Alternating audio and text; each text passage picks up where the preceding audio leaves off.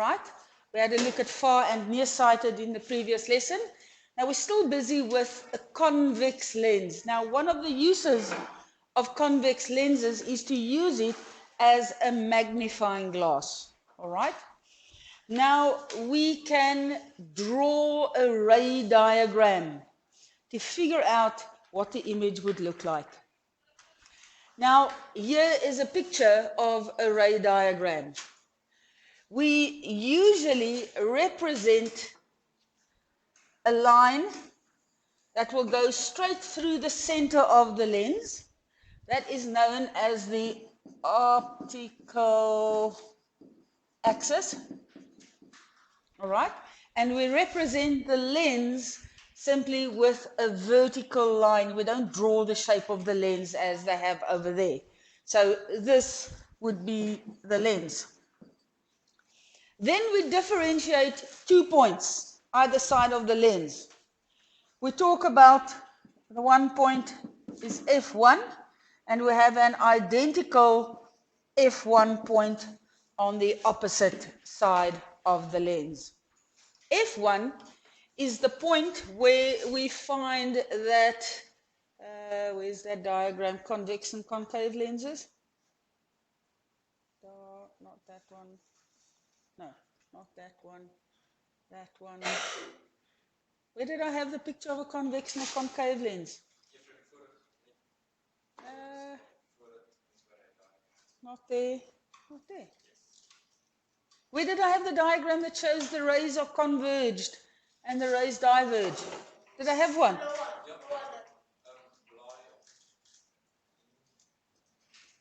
It's not there. Okay. Okay, I don't know where it is. Never mind.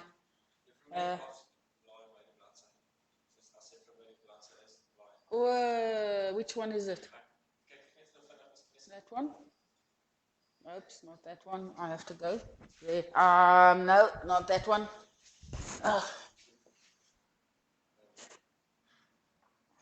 This one doesn't want to move. Seriously, this is not possible. I have to use that one. There, okay, it's not that one. It's not that one. Oh, seriously. There, this one. Okay. People, the point here where all the rays come together is known as the focal point. Okay? And the distance from the focal point to the center of the lens is known as the focal length. Okay, so now I want to go to my ray diagram, and we are over there. Now, this then is the focal length, and F1 is the focal point. Okay, so that is the focal length. All right, and now we need to mark another point known as F2, and F2 is going to be exactly twice the focal length. All right. Now, when we use a convex lens as a magnifier, we hold the lens close to the object we want to have a look at. All right? We say the object, and I'm representing the object with this red arrow, the object lies between F1 and the lens. It lies close to the lens. Yeah, it doesn't have to be exactly in the half, just anywhere between F1 and the lens. All right, now, what are we going to see? Well, you've all worked with a magnifying glass. What do you see when you look at something through a lens? It enlarges it, okay? How does it work? What do the light rays do? Now, we are going to draw two light rays. I'll draw a black one and I'll draw a blue one. The first light ray that you draw goes from the top of the object parallel to the optical axis,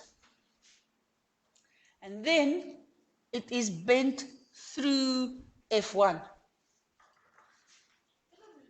Okay, that's the first ray. Remember, there are millions of rays. We are going to trace the path of 2 specific rays of light. So it will be this one, refracted through F1. Sorry, I've got a freehand line here. You need to use a ruler. Then, yeah, the second light ray just very simply goes from the top of the object straight through the center of the lens. All right? Now, the image is going to be formed where these 2 rays of light meet up with each other. Are they going to meet up down here somewhere? Nope, why not? The lines are going apart. Where will they meet up? On the other side. So, here we can draw a line going back, and I'm sorry, this is freehand. And here we draw a line going back there. Where do we find our object or our image?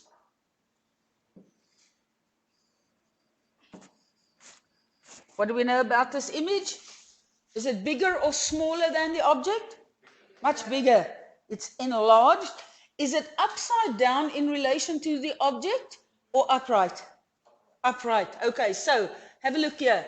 The image in the magnifying glass is enlarged because it's bigger than what the object was.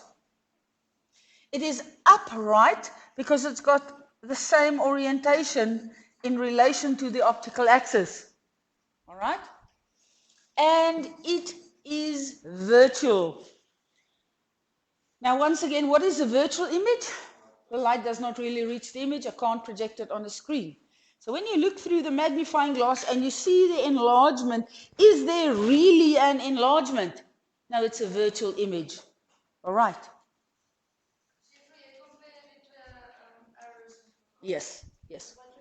The magnification can be calculated as the height representing the size of the object in relation to the height of the image. You can take a ruler and you can measure it, or that proportion will also be there if you take that distance in relation to that distance. You can also work out the enlargement 2 times or 3 times or 4 times or 1.5 times, etc. Okay.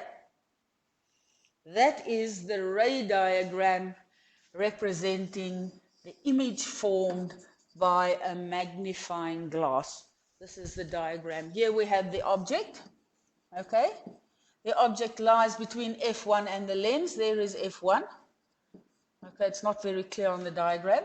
The 2 rays, the one that goes parallel and then is refracted through F1. F1 is over there. All right.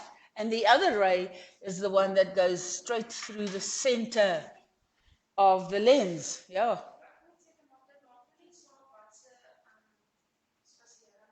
No.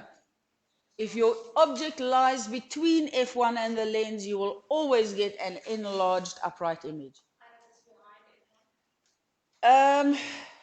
Yes, I think my diagram is not very accurate. It should probably be between F1 and F2. Well, now we'll come and have a look at those in a moment. Okay. Do you all understand what we've done? Yes. All right. Yes, you should, because we've done them in grade 10 as well. But I didn't understand it in grade 10.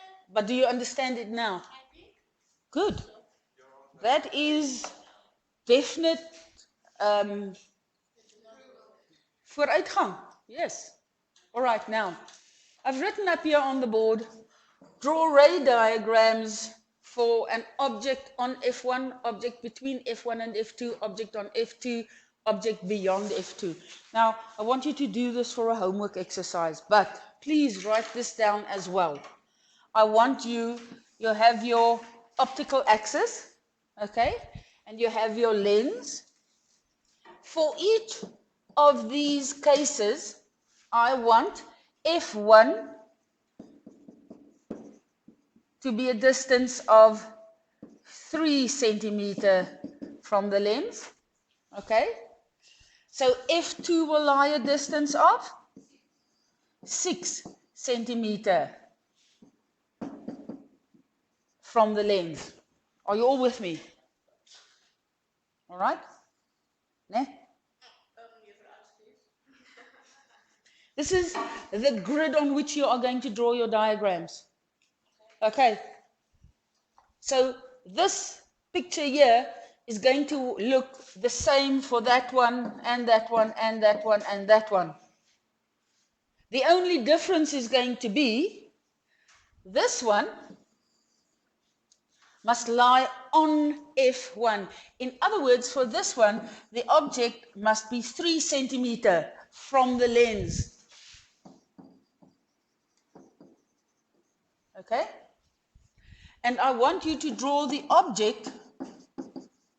Let's take it 2 centimeter high. In other words, the object is represented by an arrow that is going to be 2 centimeter high.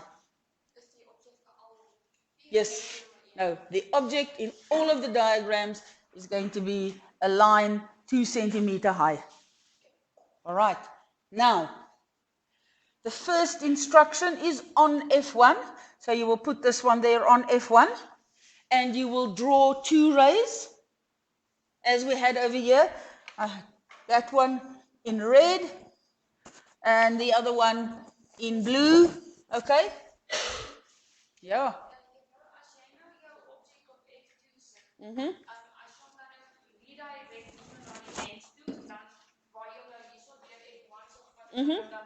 No, no.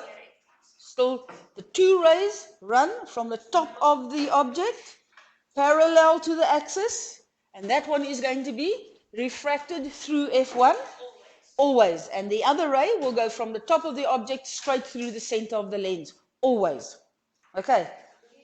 The only thing that is going to be different is my object is going to shift.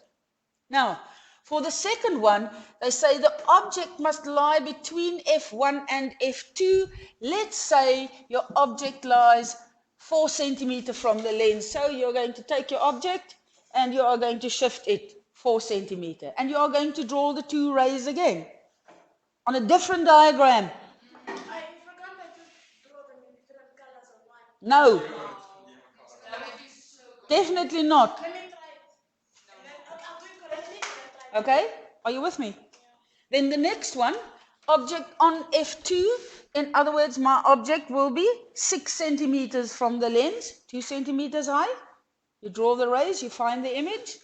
And the last one, beyond F2, so make it on 8 centimeters from the lens.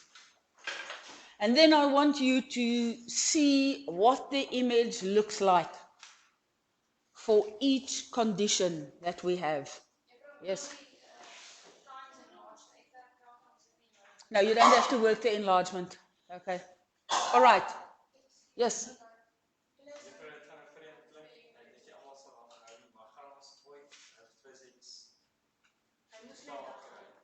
Yeah. No. No. We'll do practicals at a certain point, but I don't give you tasks to do because you're going to take them down from the internet, and it's just my marking eventually consists of me sitting in front of the computer, typing in a couple of keywords, getting the article that you copied over, stapling it onto your task, giving you a note, and there we go. So no, I don't give you tasks. No, it goes quickly. When you type in the keywords, the correct one pops up easily. It's quicker to do that than to mark them. How long did it take you before you found that? No, immediately. Okay. Haven't you ever thought of doing that? Okay. Grade 8, 9s, 10s. Okay. All right, people, I want to go on. The next concept that we must have a look at now is something called the refractive index. It's a calculation. It's a little bit of math. Okay, people, we all know when light travels from one medium to another, if it's going to a slower medium, the direction changes because the ray bends towards the normal. For example, here we have air, okay, and here we have water. So what does the light ray do? It goes from the air, in the water it goes slower, so instead of going straight, it bends towards the normal. Okay, now, we can go and work out for a specific medium the amount of refraction that will occur. Okay, and that is called the refractive index. Okay, it's a numerical value that can be calculated that will show how much the light will bend in a specific medium when it travels from one to another. Okay. The formula, refractive index, is represented by a symbol n, and it's calculated by taking the sine, a lot of math, of the angle of incidence. So where's our angle of incidence? Between the ray and the normal. So there is the angle of incidence. Okay? So you measure it with your protractor, and then you have to work out the sine of the angle of incidence, and we divide it by the sine of the angle of refraction. So where's the refracted angle? Well, if that's the normal and that's the ray, there. It's labeled theta 2 in this case. That is the angle of refraction. So you put it in sine of angle of incidence divided by sine of angle of refraction will give me the refractive index. There's another way of working it out, because the amount of bending depends on how much the wave is slowed down. So if you know the speed of the wave in the one medium and the other medium into which it's going, you can use the speed of light in air, and you can divide it by the speed of light in that specific medium. They can give you certain, well, they can give you that one, they can give you n, and they can give you that one, and they can ask you to calculate that one. Okay. All right. And then another way of looking at it, remember if we have a puddle of water there, and we have a rock lying there, and if you look at it from the top, the light coming from that rock is going to be refracted away, it's bent away from the normal, and it's going to seem as if the object lies somewhere there more shallow. Okay, real and apparent depth. Now you can use the real depth, and you can also divide it by the apparent depth, and that will give you the refractive index of that medium. Yeah, that one. Okay, real over apparent depth. Apparent depth will be less. So refractive index is going to be a whole number. Okay. Yes, I want to stop at that point for now.